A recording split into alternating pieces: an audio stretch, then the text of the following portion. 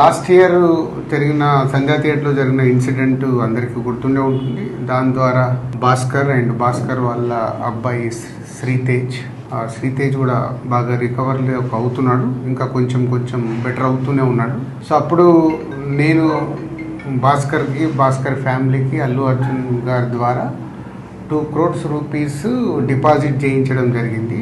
ఆ డిపాజిట్ ద్వారా వచ్చే అమౌంట్ని నెలకి ఇంత వీళ్ళకు ఖర్చులకి అండ్ బాబుకి హాస్పిటల్ దానికి వీటికి ఉపయోగపడేలాగా మంత్లీ ఒక 75,000 ఇంట్రెస్ట్ రూపంలో వాళ్ళకి వచ్చేలాగా పెట్టి, ఇంకా బ్యాలెన్స్ అమౌంట్ ఆ బాబుకి వాళ్ళ ఫ్యామిలీకి ఎవ్రీ ఇయర్ దాని ద్వారా వచ్చే ఇంట్రెస్ట్ కానీ దాని ద్వారా యాడ్ అయ్యే అమౌంట్ని ఎవ్రీ ఇయర్ వాళ్ళకి యాడ్ అయ్యేలాగా చేయడం జరిగింది.